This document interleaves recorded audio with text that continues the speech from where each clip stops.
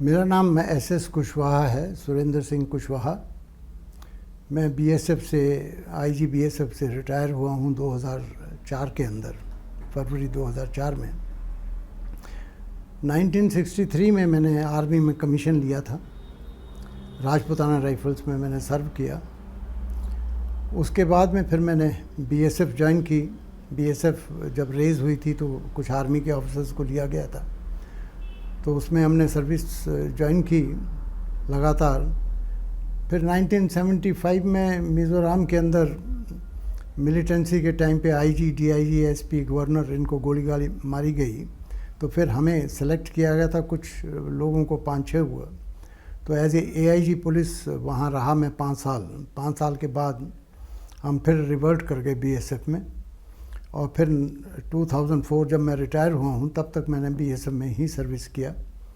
और जगह जगह पे पूरे हिंदुस्तान में आपको पता ही है, बीएसएफ सेकंड फ्रंट रहता है, आर्मी के साथ में लगे रहते हैं, सर्विस करते रहे हम। और जब मैं रिटायर हुआ हूँ उसके बाद फिर ये मेरे पास स्कूल आ गया, महर्षि जी से स्कूल मिल गया, और सहारनपुर में मैं सेटल हो गया। और सहारनपुर में मैं ये नर्सरी से लेके 12th तक सीबीएसई के एफिलिएशन लेके और स्कूल चला रहे हैं, और मैं एज ए चेयरमैन स्कूल का चल रहा हूँ। रिटायरमेंट के कुछ सालों के बाद मुझे ये तकलीफ़ शुरू हो गई टांगों में, घुटनों में, और चलना फिरना आहिस्ता आहिस्ता आहिस्ता चलना फिरना बिल्कुल बंद हो गया। स्टिक लेके चलना पड़ता था, और नतीजा ये हुआ कि मैं काफ़ी लोगों से पहले एलोपैथी मेडिसिन करवाता रहा, सब डॉक्टर्स के पास जाता रहा, बड़े बड़े हॉस्पिटल्स में, दिल्ली में, इधर उधर सब जगह गए।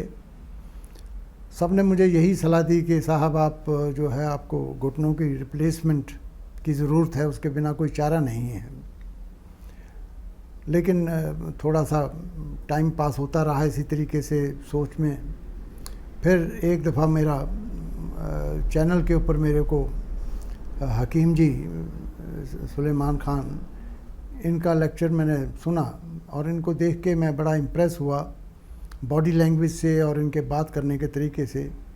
मुझे सिंसियरिटी कुछ नज़र आई, हालांकि मैं तंग आ चुका था बाकी सब चीज़ों से देख के कि लोग बातें तो बहुत करते हैं लेकिन कोई फ़ैसला, कोई उसका फ़ायदा वगैरह कुछ नहीं होता। तब मैंने ये गोंद स्याह लेनी शुरू की, और ये गोंद स्याह जो है, ये उसका पैकेज है जो मेरे पास आता है वहाँ से हमेशा। इसका बड़ी गोल डला आता है, उसको पीस के सुखा के चुटकी खानी पड़ती है। उसके साथ साथ में फिर मुझे हकीम साहब ने टी केयर और एस केयर के कैप्सूल्स भी दिए, जिससे मुझे बहुत फ़ायदा हुआ। जहाँ मैं सीढ़ी चढ़ नहीं सकता था, चल नहीं सकता था, वहाँ मैंने स्टिक मेरी हट गई और सीढ़ियों पे चढ़ना उतरना बड़ी आसानी से शुरू हो गया। तकलीफ़ ऑलमोस्ट ख़त्म हो गई, ये समझिएगा आप।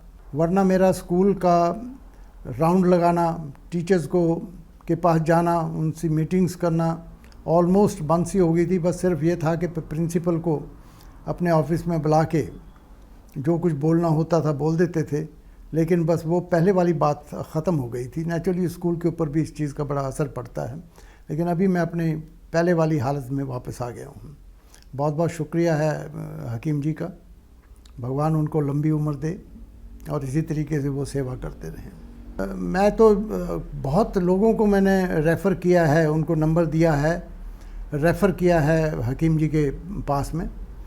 कुछ लोग हैं जो मेरी तरह पहले इसे नाराज़ थे कि भाई साहब ये तो सभी लोग कहते हैं लेकिन इसका कोई इलाज नहीं है। उनको मैंने अपनी दवाई में से भी कुछ दवाइयाँ दे के ये कहा कि चलो ठीक है, आप दवाई मत लीजिए, आप मेरी दवाई को पहले गोंद स्याह है इसका इस्तेमाल करके देखिए, अगर इसमें कुछ आपको फ़र्क नज़र आता है तो आप उनको डायरेक्ट कांटेक्ट कर लीजिए। बेशक मेरा नाम लीजिएगा कि साहब वो आपसे दवाई लेते हैं, उन्होंने आपका नंबर दिया है, तो आप देखिएगा कि बहुत फ़र्क पड़ेगा। तो बहुत लोगों ने कांटेक्ट किया है मुझे कि साहब इसका फ़र्क पड़ा है और काफ़ी अच्छा रहा है।